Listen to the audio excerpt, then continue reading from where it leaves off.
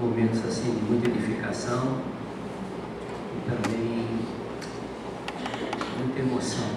Rever essa história, documentar, não filmar, documentar, e irmãos que muitos já partiram, estão com o Senhor, muito tocante mesmo, graças a Deus. Meus amados, nessa manhã nós vamos falar sobre a graça e a oração, ou a graça na oração. E assentados mesmo, já tivemos em pé agora há pouco, vamos abrir a palavra do Senhor no Evangelho escrito por Mateus, capítulo 26.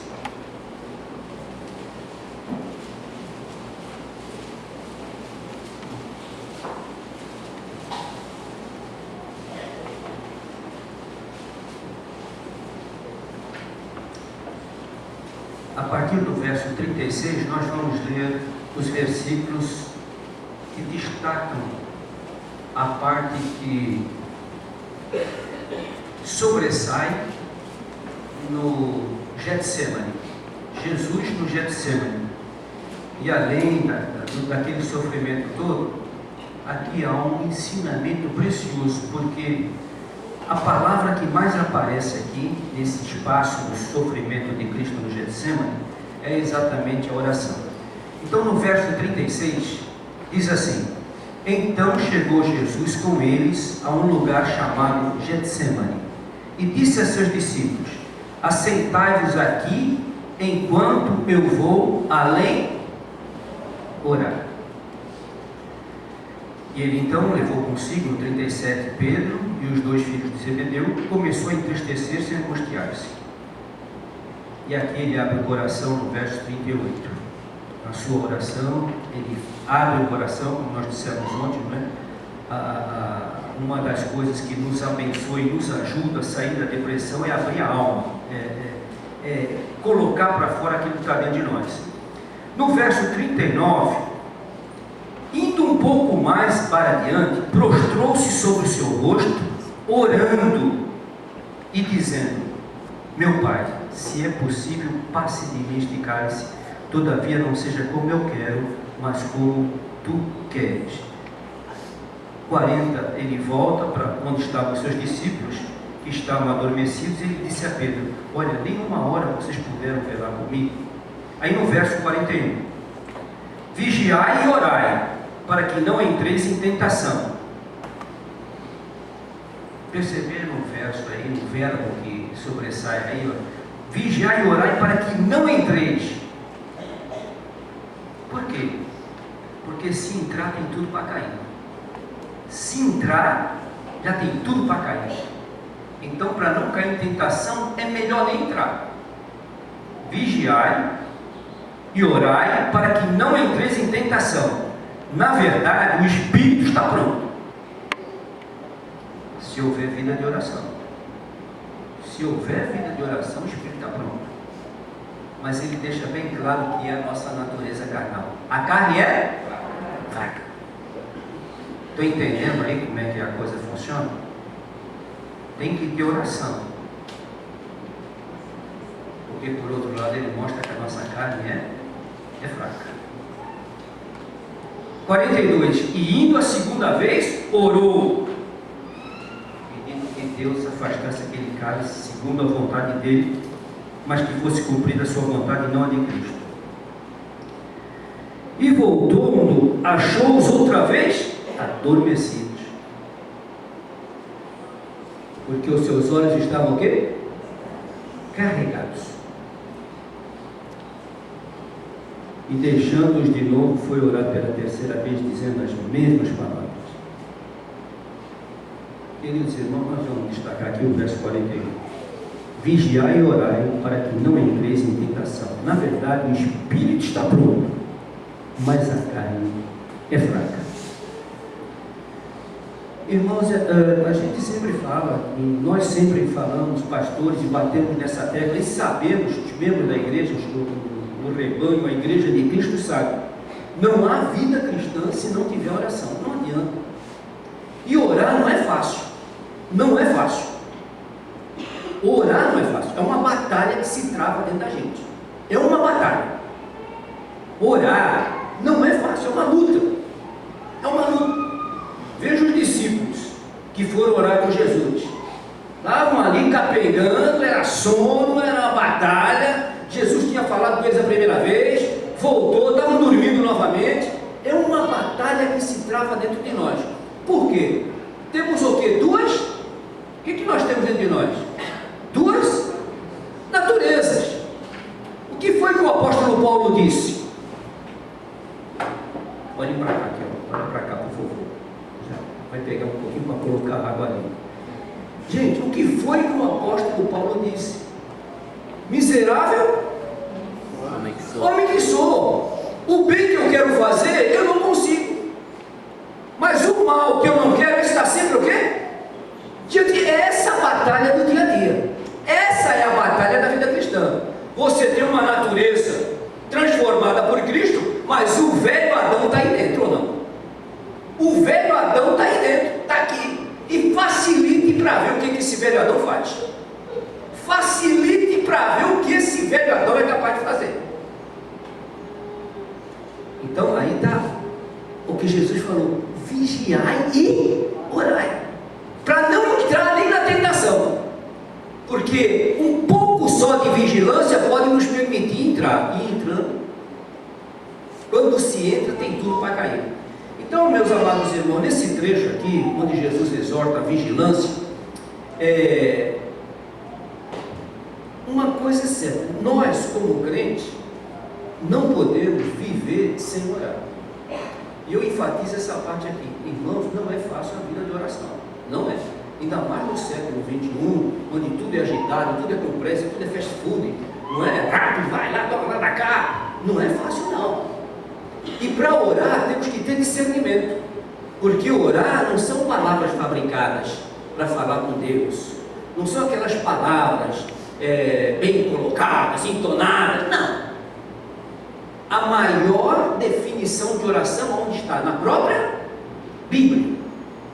Lá, se não me engano, é 1 Samuel capítulo 1, verso 15. Ali está a maior, mais bela, mais terna definição de oração. Quando Ana vai orar a Deus, falando do seu desejo de ser mãe, ela orou com tanto fervor, o coração falava, que o sacerdote pensou que ela estava o quê? Embriagada. Porque ela não falava alto, apenas seus lábios se mexiam, o coração estava falando mais alto. E quando Eli chega para ela e pergunta assim: você está embriagada? Ela disse: não. Aí vem a resposta do verso 15, 1:15: estou derramando a minha alma diante do Senhor. Entende o que é oração? Oração é isso. Agora eu pergunto: a carne quer isso? Essa natureza que a gente tem caída quer isso? Olha, às vezes a gente ora muito artificialmente. Como dizer assim: bom, eu tenho que fazer a minha oração agora e tal e tal. Ora, gente, oração, muita gente às vezes lê livros antigos e fala aqueles homens que oravam, passavam a noite toda em oração, varavam a noite. Amém, graças a Deus, eles podiam fazer isso, amém. Eram outros tempos. Hoje nós estamos numa vida muito corrida. Você tem que ter seu momento de oração. Não importa o tempo que você vai ficar. O que importa é o momento que você vai passar com Deus ali. E isso tem que ser todo dia. Você tem que priorizar. Nós não priorizamos tudo, priorizamos o nosso horário de trabalho, priorizamos o que temos que fazer, e tudo aquilo que nós priorizamos é exatamente aquilo que nós achamos mais importante, ou não? Tudo aquilo que você acha importante, você o quê? Prioriza. E isso é uma coisa que nós não podemos ficar sem priorizar: a oração e a leitura da palavra, porque, como eu disse na sexta-feira, é um binômio que sustenta a vida cristã. É a oração e a palavra. Qual foi a ordem do apóstolo Paulo aos Tessalonicenses? O que foi que ele disse? Orai sem cessar. Estão entendendo? E aí é que nós vamos entender agora a necessidade da oração. A oração, na Bíblia, 110 vezes aparece a palavra oração.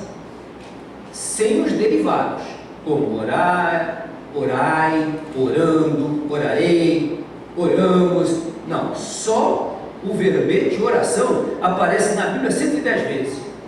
E é através da oração que nós vamos entender cada vez mais a vontade de Deus na nossa vida. Veja lá Colossenses capítulo 1, 9, e a sua vontade qual é? 1 Tessalonicenses 4, 3. Então Colossenses 1, 9, nós vamos através da oração ter conhecimento, transbordar no conhecimento da sua vontade para nós. E aí Paulo em 1 Tessalonicenses 4, 3, ele fala qual é a vontade de Deus para nós. Agora eu pergunto aqui, olha, todo crente, mas isso é uma resposta séria. Qual é o seu maior interesse? É saber a vontade de Deus para a minha vida. O que eu quero fazer? O que eu vou fazer? Mas olha, a vontade de Deus está expressada em 1 Tessalonicenses capítulo 4, verso 3. O que é que Paulo disse aí? Porque a vontade de Deus para nós, o que é? É o quê? A nossa santificação, gente. Isso é a vontade de Deus. Agora, entrando nisso aí, Ele perfeitamente vai desembaraçar o caminho de cada um de nós. Tudo através da chave da oração. Não tem outro jeito. A Bíblia não fala o Senhor desembaraçará perfeitamente o nosso caminho. Desembaraça. Mas temos que ter essa vida separada. Quanto mais eu oro, quanto mais eu leio a palavra, mais eu vou me assemelhando com quem eu falo e com quem eu ouço falar comigo. Através da oração, através da Bíblia, nós vamos ficando cada vez mais semelhantes a Cristo. Então aqui eu quero falar algumas coisas, por que o crente deve viver orando? Por que o crente deve viver orando? Primeiro, foi o texto que foi lido no início, né? A leitura bíblica, aquela parábola em Lucas capítulo 18, verso 1, a persistência, a perseverança. E no primeiro versículo do capítulo 18, o que está escrito lá em Lucas 18? A necessidade, Jesus contou uma parábola sobre a necessidade de orar sempre, perseverar na oração. Colossenses 4, 2, Paulo fala, perseverar na oração. Então aqui nós temos essa necessidade de orar sempre. Por quê? Temos que estar sempre em oração, à luz da palavra de Deus. O Salmo 139 é uma coisa muito linda. Nos últimos versículos do Salmo 139, o verso 139, a maneira como ele termina o Salmo, 23 e os versículos 23 e 24, ele usa uma expressão ali, ele diz assim: sonda-me, Deus, e conhece o meu coração, vê se há em mim caminhos errados, expurga-me desses caminhos errados e guia-me pela vereda certa. Antes de ser pastor, eu trabalhei numa firma de engenharia, e o meu trabalho lá em Santos, na minha cidade, é uma cidade litorânea. Então, se você cavar 1,5 metro, 2 metros em determinado lugar, você já acha água. Chama-se lençol freático. Você já acha o lençol. Então, para quando você vai construir uma casa mais profunda, um prédio, você tem que enfiar umas ponteiras e ligar uma máquina para sugar a água do lençol, para poder secar. Se você vai cavar, vai fazer a fundação com 3, 4 metros de fundura, você tem que tirar o lençol, porque lá com 1,5 metro, 2 metros já dá água do lençol freático. Então, se você vai construir um prédio, qualquer coisa, tem que aprofundar 4, 5, 6 metros, aí você tem que tirar aquela água do lençol freático, que é para poder fazer a fundação. E a minha função nisso era pegar os engenheiros e oferecer o nosso trabalho, que era exatamente o rebaixamento do lençol freático. E como é que era feito o rebaixamento?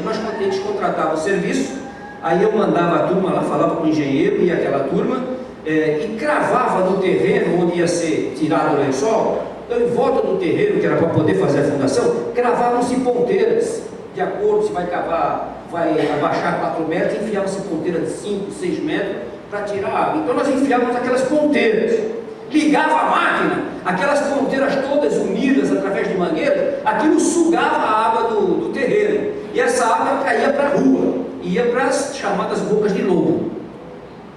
E o terreno, o lençol ia baixando, o terreno ficava sequinho. Aí entravam as máquinas, os operários, para poder então fazer a fundação daquilo que seria um prédio. E ali, vendo aquelas ponteiras cravadas e tirando aquela água que podia impedir a construção de ser perfeita, eu me lembrei desse processo, porque a sonda é o tipo de uma ponteira. Quando nós somos levados a um hospital que se coloca a sonda numa cirurgia e etc e tal, a sonda, já aqui no caso de uma sonda hospitalar, ela é aquele tubo plástico flexível, aquilo ela suga aquilo que está prejudicando a secreção que precisa ser colocada para fora do organismo, para que não venhamos a ter uma infecção e etc, etc. E lá era a mesma coisa, tirar aquela água, que não podia ajudar em nada na construção, para ter uma construção sólida, precisava tirar o lençol. Então, estou entendendo quando Davi fala: Senhor, enfia uma sonda, põe uma ponteira no meu coração e tira para fora tudo o quê? Que não presta. Porque, irmão, nós temos um coração enganoso, não? Temos um coração enganoso e malicioso, está aqui dentro. Agora, como é que eu posso viver com esse Adão caído dentro de mim? Como é que eu posso viver? Como é que eu posso dar um testemunho lá fora, ou no mundo perverso que nós estamos vendo, no mundo que não tem mais valores, um mundo que, olha, me desculpe aqui, mas é verdade, um mundo bom para pecar. Não está bom? Esse mundo está bom para pecar. Uma coisa que eu me preocupo na minha igreja são com meus jovens. Preocupo meus jovens, meus adolescentes, porque há uma pressão tão grande, tão grande, tão grande, para fazer coisa errada. Isso na área moral.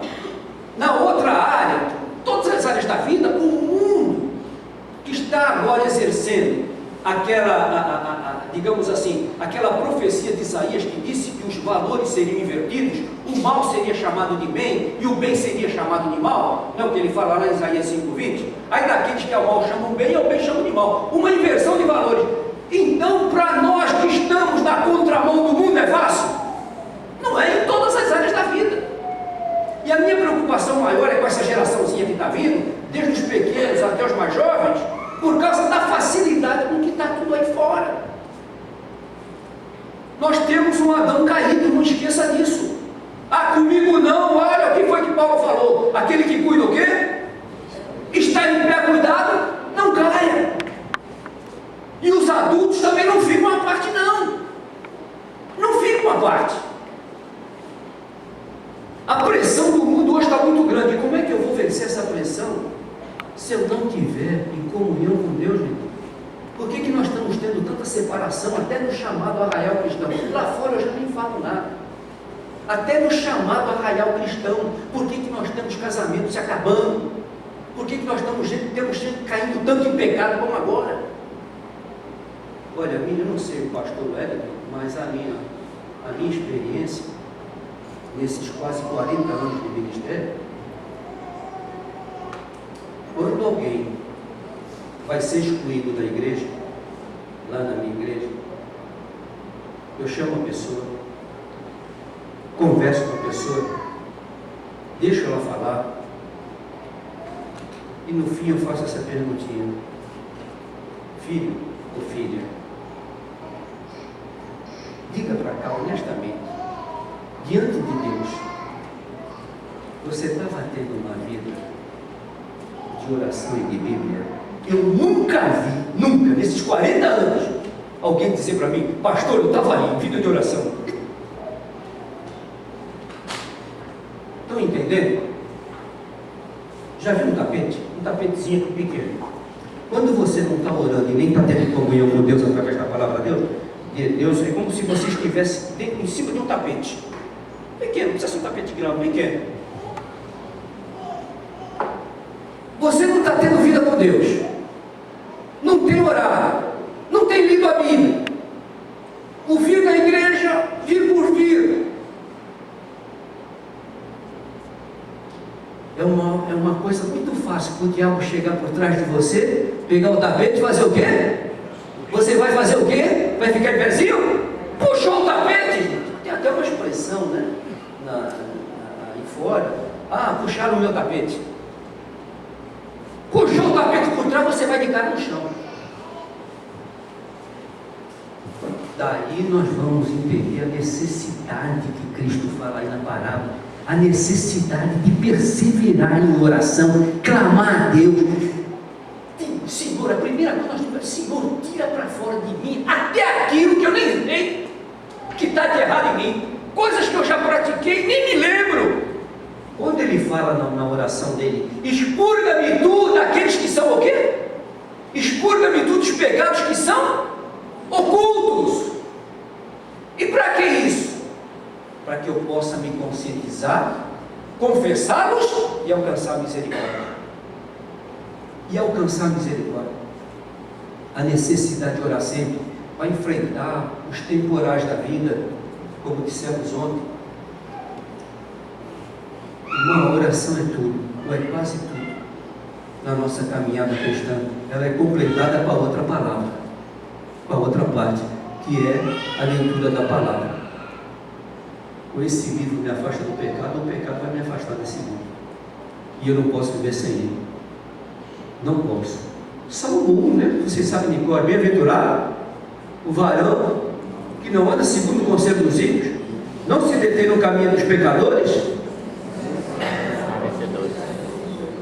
A sua está onde? Na palavra. É na palavra. Seu pé, sua vida está fincada na palavra. Então, queridos, é uma ordem: orar sem cessar, perseverar em oração. Sonda-me. Faça a oração do Salmo 139. Eu não sei se alguém aqui sabe cantar esse hino, mas tem um hino que eu acho que foi um casamento perfeito. A letra, que é, se não me engano, é esse salmo, com a música. Senhor, eu sei que tu me sondas. Conhece a cantar aqui? Senhor, eu sei que tu me amas. É uma coisa perfeita. Então essa é a nossa oração. Sonda-me, Senhor. Olha lá dentro. Olha, e sabe de uma coisa? Deus vai expurgar aquilo que nem você sabe, mas que tem ciência que já fez. Vai ficar consciente do seu pecado. Quando eu comecei a pregar sobre avivamento, alguns anos atrás na minha igreja, e é interessante que eu queria orar para que todos os crentes fossem despertados. Ó Deus, desperta os membros da nossa igreja, aviva a nossa fé. Não esse avivamento, eu gosto sempre de fazer essa ressalva, não é esse avivamento como é pregado aí fora, não. E se rebolar, falar a palavra que ninguém entende nada, aquelas coisas. Não é gritaria. Avivamento não é gritaria. Avivamento é lágrimas caindo, é derramamento da alma diante da oração. Avivamento é consciência do nosso estado miserável, né? E quando eu orava assim, olha, irmãos, eu confesso que depois foi passando o tempo e eu orando. Sabe qual foi a primeira coisa que eu percebi? Ah, mas o senhor é um pastor. Gente, eu sou um ser humano. Eu também sou um Adão. Comecei a ver coisa na minha vida. Deus começou a me mostrar tanta coisa, me lembrar de tantas coisas. Eu falei: Senhor, agora eu entendo. Quando a gente começa a orar, quem começa a mudar somos nós. A gente ora pela igreja, ora para que aconteça isso. Mas eu falei, aí me lembrei: Senhor, eu tenho que me humilhar diante de Ti por coisas que eu já fiz e nem lembro, atitudes que eu preciso ter agora doravante na minha vida. E olha, tenho procurado levar isso, e foi uma aventura maravilhosa. Está sendo uma aventura maravilhosa para mim. E eu entendo que avivamento é isso. É quando você hoje percebe que você está melhor do que ontem, mas percebe que para amanhã tem que melhorar muito mais ainda. Isso é avivamento. Não é ficar satisfeito com o que eu estou. Avivamento é a prática da palavra. Avivamento é o exercício da oração, é o cumprimento dessa ordem: orai sem cessar, vigiar e orar. A segunda coisa, meus irmãos, oração é condição para alegrar a Deus. Alguém abra para mim aí Provérbios capítulo 15, verso 8. Provérbios 15, verso 8.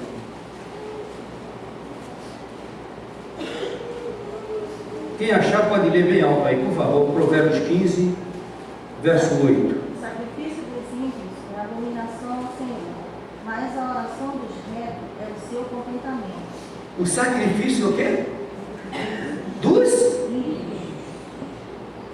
Olha, se a pessoa cultua a Deus e não tem vida de oração, o que a Bíblia está dizendo aí? É o quê? É um sacrifício de tolo. Capítulo 1 do profeta Isaías: esse povo honra-me com os lábios, seu coração está longe de mim. De que adianta julgamento solene? De que adianta uma vida religiosa se não tiver vida com Deus? Mas olha o que ele fala aí, que quando um crente ora e quer saber realmente qual é a vontade de Deus para a sua vida, que é a santidade, e realmente começa a colocar isso em prática, querer mais de Deus, fome de Deus, querer mais dele na sua vida, ter esse desejo de ser uma bênção de Deus, porque a fome de Deus é isso, é um desejo de ser uma bênção cada vez maior. Isso já é avivamento. Se você não está conformado com a vida que leva e quer mais de Deus na sua vida, isso já é despertamento. Isso já é despertamento. E essa oração que se faz para que Deus trabalhe, lapide, quebre o nosso ego, a Bíblia chama essa oração de quê? Aí, a oração do justo é o quê? Contentamento para Deus. Abre um parênteses aqui. Todos vocês oram bastante? Ou acham que precisam orar mais? Não vou fazer a pergunta para ninguém se manifestar aqui não. Mas não se escandalizem. Eu preciso orar mais. Eu preciso. Eu tenho orado? Tenho, mas ainda preciso orar mais. Orar mais. Eu quero mais do Senhor na minha vida. Eu quero mais, eu preciso mais de Deus na minha vida. Uma das coisas que um filho que tem um pai a quem ele admira, o filho gosta de ter traços do pai, não é? O filho gosta de ter os traços do pai. Eu tenho muita alegria em ser Júnior. Em ser Júnior. Porque meu pai é José Infante e eu recebi o nome dele, Júnior. Então tem uma coisa que me identifica com ele. Além do sangue, tem o nome dele que recebeu o nome de Júnior. Quando você ora e quando você quer mais de Deus e começa a se envolver com a palavra, se envolver com Ele, realmente, Senhor, eu quero mais de Ti na minha vida, nós vamos ficando mais semelhantes, mais parecidos com Jesus. Ou não? Vamos. Jesus foi o modelo do Adão perfeito que nós deveríamos ser. Eu li isso e dou razão ao pastor que falou essa, usou essa expressão. O Adão perfeito foi ele, o Adão que desceu do céu, perfeito. Foi o modelo que nós deveríamos ser de Adão. E como nós não poderíamos ser, aí você vai entender a cruz, a graça. Mas essa graça me faculta a entrar constantemente no Santo dos Santos. Porque quando ele morreu, disse, está tudo consumado, o que aconteceu com o véu? Se rasgou de alto a baixo. Então a qualquer momento, a qualquer hora, a qualquer lugar, eu tenho, por Jesus Cristo, o direito de entrar na presença do Pai Celestial. E ali clamar, Senhor, tem misericórdia de mim, me ajuda, dá-me mais de Ti. Gente, qual é uma oração que é feita assim, vai ser rejeitada? Tem um hino que diz assim, temos lutas e pesares e na vida tentações. Não é isso? Nós somos vitoriosos quando levamos tudo a Deus em oração. Ore, meu amado. A oração que agradar a Deus, Provérbios fala, a oração do crente é contentamento para Deus. Vocês já viram?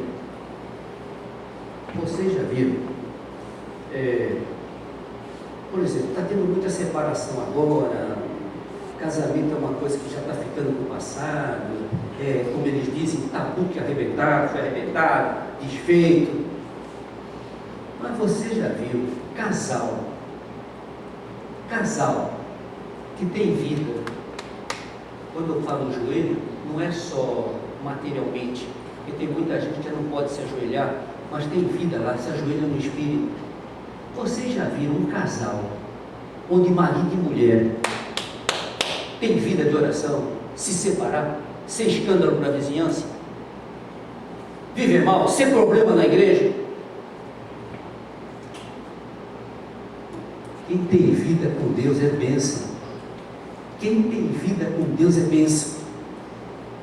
Está ali na face de Deus, como é que vai dar mau testemunho? Se tem vida com Deus, gente. Paulo disse: sede meus imitadores como eu sou de Deus. Mas olha como Paulo orava. Como Paulo orava. Até o próprio Cristo nos deixou esse exemplo. Aliás, o Evangelho de Lucas, o Evangelho escrito por Lucas, é uma das coisas que ele mais exalta no Evangelho dele, é um Cristo de oração. É que Jesus Cristo, ele é destacado como que orando. É o Evangelho que mais fala na oração, é o Evangelho escrito por Lucas. Então, queridos irmãos, alegrar a Deus é isso aqui, ó. Provérbios 15:8. Ele rejeita a oração do religioso, mas se alegra com a oração daqueles que clamam: Senhor, mais de Ti na minha vida. Senhor, me ajude, eu quero mais de Ti na minha caminhada. Jovens que oram assim, vão resistir nessas faculdades que são verdadeiras fábricas de incrédulos aí. Vão resistir. Sabem de onde vieram e para onde vão. Jovens que levam uma vida assim, vão resistir quando a mulher de Potifar chegar perto.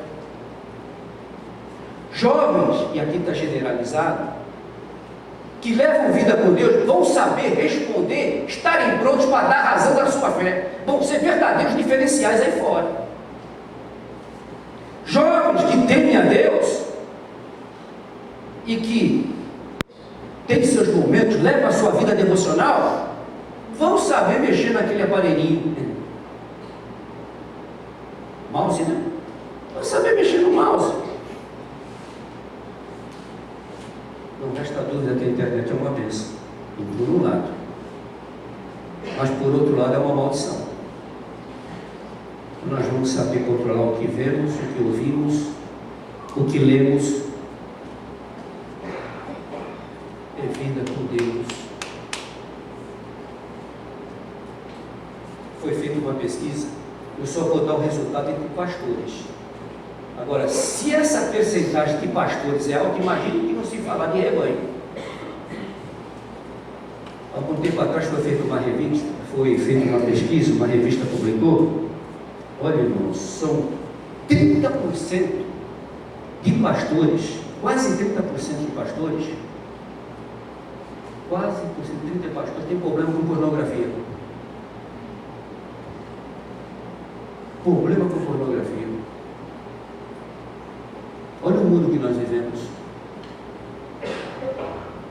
Se 30% de pastores estão ligados a isso, nessa pesquisa que foi feita, imagine se fizesse uma pesquisa envolvendo todo o meio evangélico. Aquele que cuida está em pé, não cai. Comigo não. Não cai. Eu já contei para vocês aqui, eu tenho um Yahoo. Eu sou, como é que chama isso? É Yahoo, né? É site. Não sei como é que é. Provedora. Yahoo é provedor? É? Yahoo. Bom. Aí de vez em quando eu acesso lá. Está lá. Pastor Infante. Yahoo. Aí vem a página do Yahoo para eu poder entrar na minha de e-mail. Aí na página do Yahoo sempre vem uma mulher bonita e com aquela coisa toda, sai para lá. Mas olha, ninguém está vendo. Ou você pensa que ninguém está vendo? Você está no seu quarto sozinho.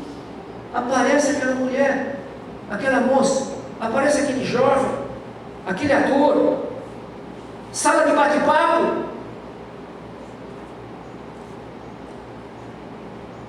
tem que ter vida para poder tirar fora. E essa palavra aqui não é só para jovem, não.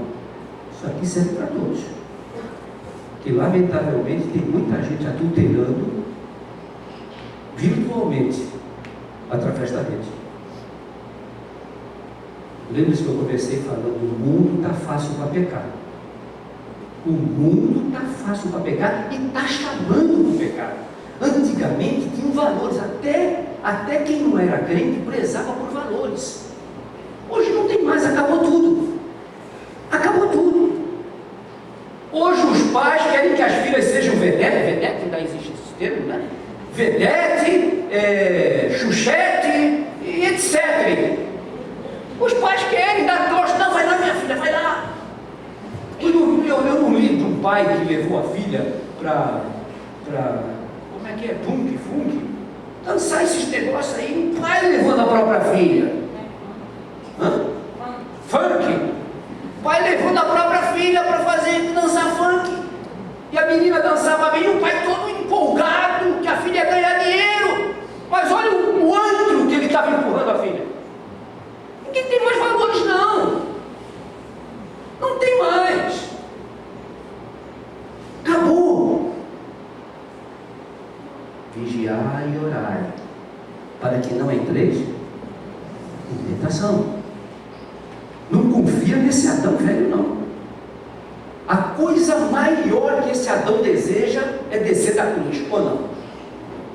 É descer da cruz, em todas as áreas.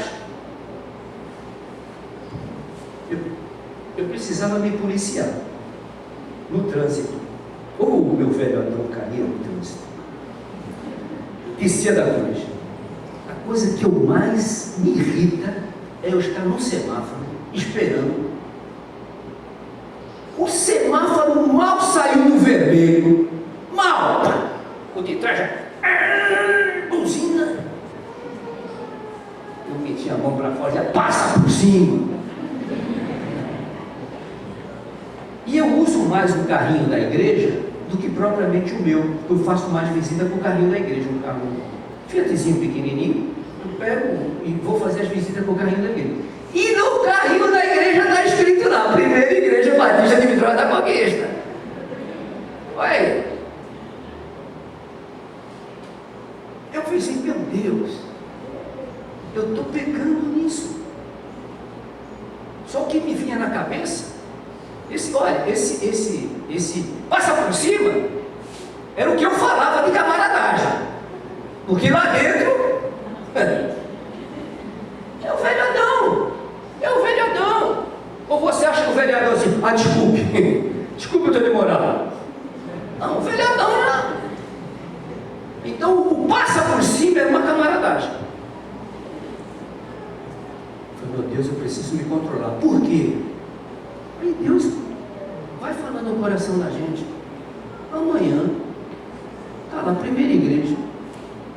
E eu sou inconfundível, porque, ou seja, quem não me vê aqui na igreja nunca, mas quando eu chego da igreja, a primeira coisa que eu ponho é meu boné. Eu tenho cisma de boné, eu vivo com um bonézinho. Põe um bonézinho. Então lá na igreja eu sou conhecido de longe, lá na rua, tudo mal o pastor. E eu dirijo um carrinho da igreja com o bonézinho. Já pensou? Ali uma cidade, a gente convida, trabalho na igreja, vai alguém lá ver os carrinhos da igreja, a Primeira Igreja, eu estou pregando, santidade. Vida fiel! O camarada olha para mim, ué, esse pastor aí, no trânsito não é assim não. Olha. Mas isso aí é um exemplo simples, gente. Às vezes, descer da cruz por um pequeno momento pode sim desfazer um testemunho de anos, que se levou anos para construir.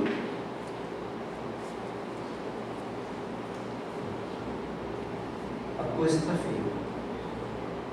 Eu li outro dia que um pastor, esse pastor que escreveu isso sobre esse colega, eu conheço, um homem de Deus, ele disse que lá em São Paulo, o pastor foi pregar. E na hora que ele ia começar a pregar, entrou uma abelha a abelha mordeu a mão do pastor. Irmãos, esse pastor falou um palavrão, acabou. Saiu. Falou. Acabou o ministério. Acabou o ministério. Olha, não é por se admirar, porque o próprio Satanás se transforma em anjo de luz. Cuidado com essa área. Cuidado com o que fala, cuidado com o que acha.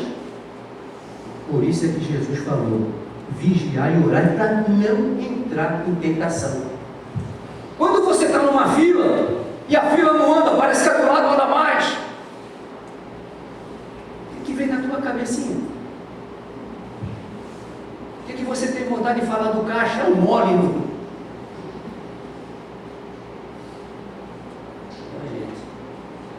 Gente, Jesus é o Adão perfeito. E nós precisamos ter cada vez menos imperfeitos. Temos que crescer em todas as áreas. Mas isso que o senhor está falando é perfeição. Não, não é perfeição. Perfeição só lá em cima. Agora lembre-se, aqui, nessa jornada, devemos ser menos imperfeitos. Como disse, hoje é melhor que ontem, amanhã melhor do que hoje. Esse é o constante, é a constante de uma palavra que a Bíblia chama de santidade, crescendo à medida de quem? Do varão perfeito, que é Jesus Cristo. E finalmente, para terminar,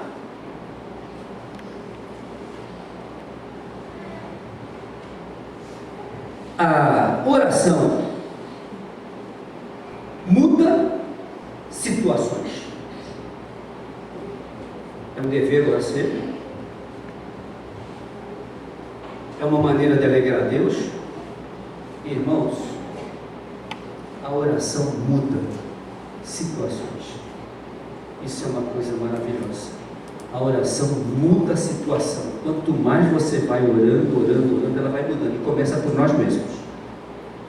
Nós começamos a mudar. Tem muita mulher, muito marido, muitos filhos, muitos pais que oram: ó Senhor, muda a vida do meu filho, muda a vida da minha filha, muda a vida do meu marido, muda a vida da minha esposa. Mas é maravilhoso, sim, ele vai atender, mas ele começa também a nos dar uma visão de nós mesmos. O que nós precisamos mudar primeiro também? Porque é muito fácil querer mudar os outros, mas nós precisamos ver em que nós necessitamos mudar primeiro. Ou ninguém aqui precisa de mudança? Eu preciso, mais e mais ainda. Então, é uma necessidade. Vejam lá em Atos 16, 25 e 26. Atos 16,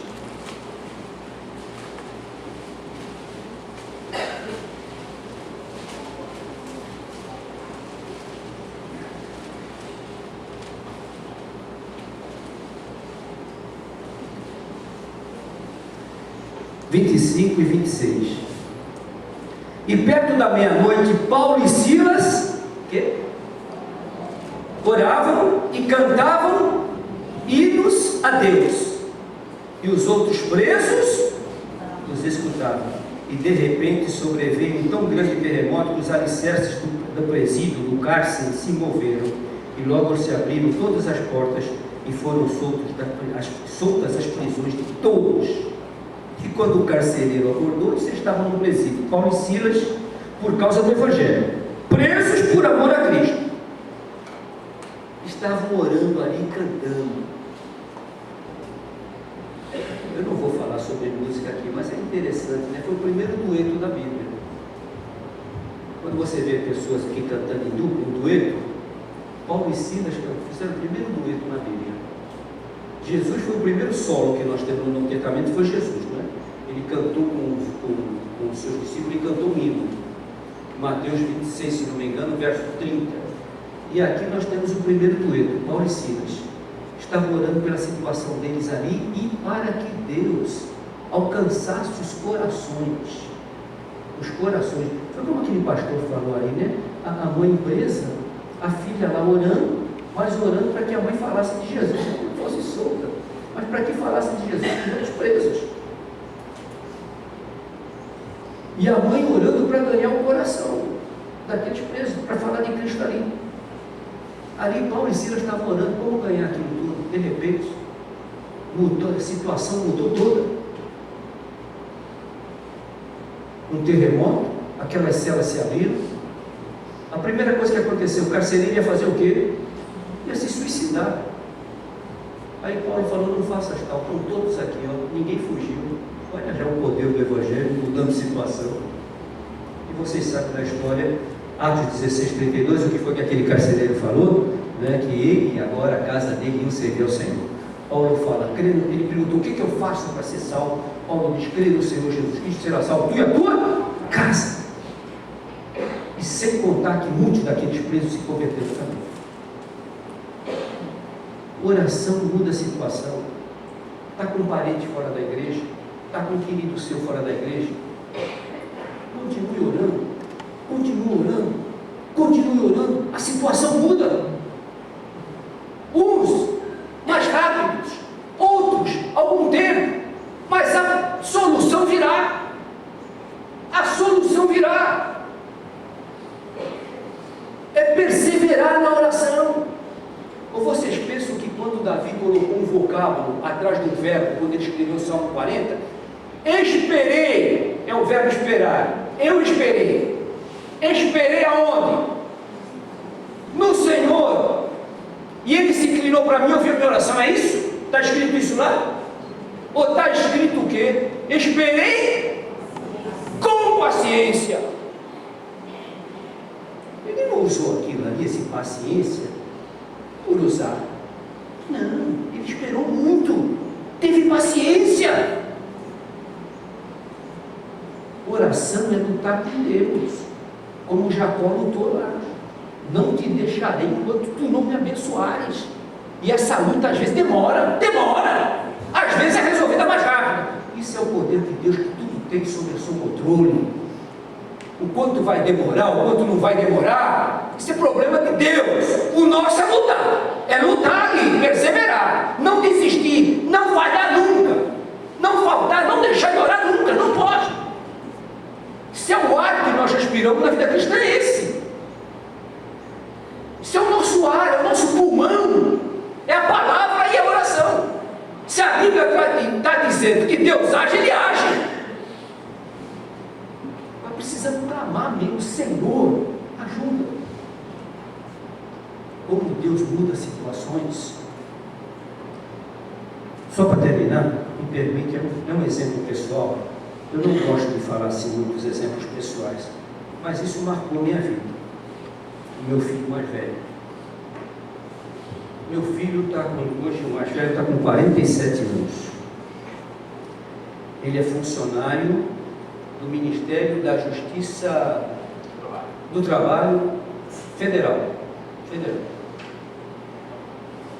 E como ele entrou, ele fez um concurso para entrar na Justiça do Trabalho.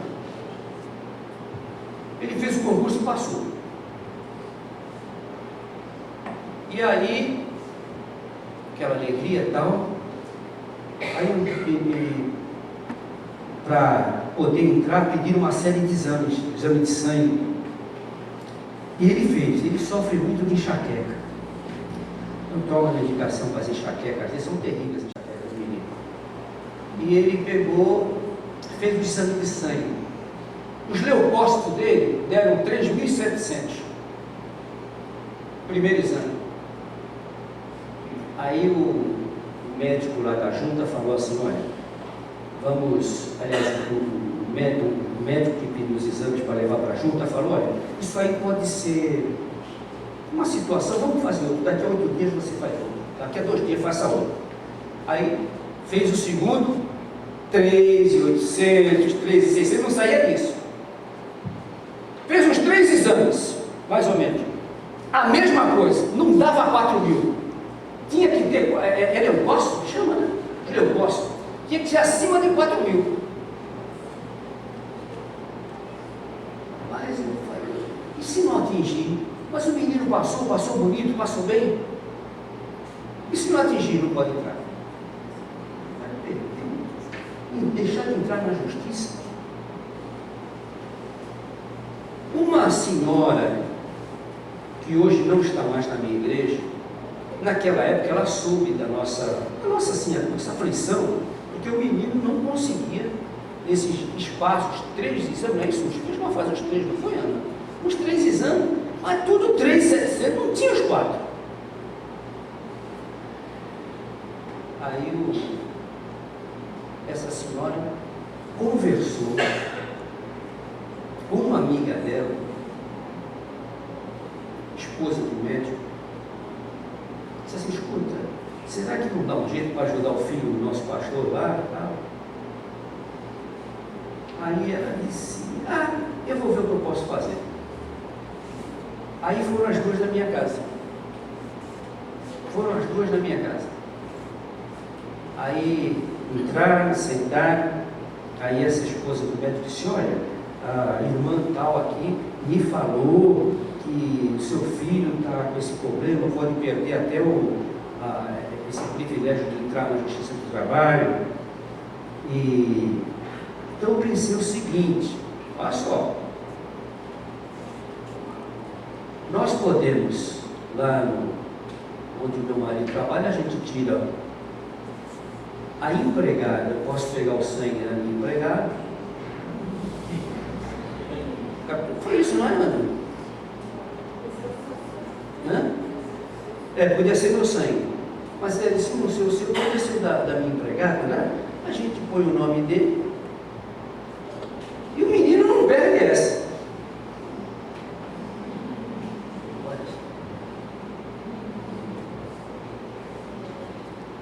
Aí eu falei: dona,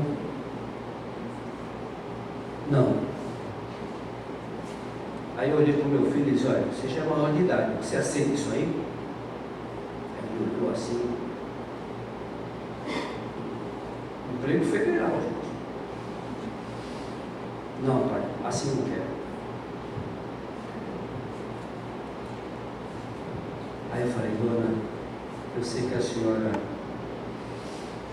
teve a intenção melhor do seu ponto de vista de querer nos ajudar, mas terminei falando assim para ela: eu creio num Deus que no próximo exame do meu filho vai dar acima de 4.000.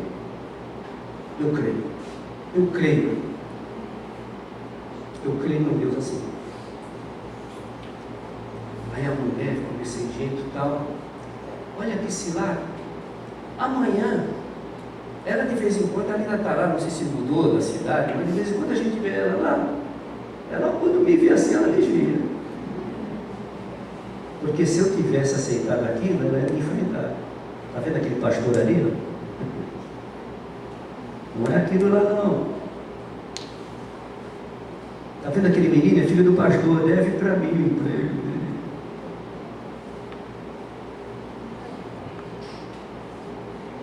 Acho que 2 dias depois ele foi fazer o exame, eu não sei, não me lembro bem da história. Foi logo em seguida ele foi fazer o exame.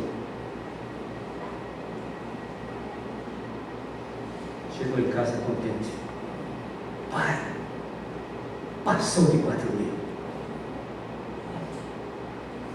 Quantos anos já tem isso? Quase uns 20, né? 20 anos mais ou menos isso. Meu filho entrou na junta, porque Deus mudou a situação. E hoje eu passo perto dessa mulher, tento cumprimentar ela, mas ela foge. Deus muda a situação, não desista não. Não desista. Quando a glória dele está envolvida, o assunto é rápido. O assunto é rápido. Alguns ele demora. E vocês vão entender por quê que demorou, mas nunca atrasa. Deus nunca tarda. A hora dele agir é o momento certo. Esperei com paciência. Ele se inclinou para mim e ouviu a minha oração. Tirou-me de um charco de lodo, firmou os meus passos na rocha e pôs um novo cântico na minha boca, um hino de louvor ao nosso Deus. E uma das coisas também, eu me lembro de uma vez, até esqueci de falar isso ontem, na mensagem da depressão, quando eu estava passando por aquela depressão, foi o salmo que eu mais me agarrei, foi esse. Sou pobre e necessitado, mas o Senhor, meu pastor, está cuidando de mim. E não sei se vocês lembram aqui, o Luiz de Carvalho gravou um hino, e uma outra moça chamada Mara Dalila, eles gravaram esse hino, Salmo 40. Não sei se vocês lembram. Tem, né? Esperei com paciência no Senhor eu esperei com paciência. Sabe que eu agarrei tanto esse salmo e esse hino? Uma vez a minha esposa se assustou, nós estávamos dormindo, ela acordou assustada, porque eu estava sonhando e cantando o hino. E quando você sonha e canta, é aquela voz de sono, e dormiu. Ela se assustou e foi que manda. Eu estava cantando Salmo 40. Vale a pena. É a graça na oração. E como é que se resume tudo isso? Como é que se conclui tudo isso? Pai, está tudo consumado. Nas tuas mãos entrego o meu espírito. E o véu será e automático. E agora, qualquer um de nós aqui, ó, nós podemos entrar a Deus em oração.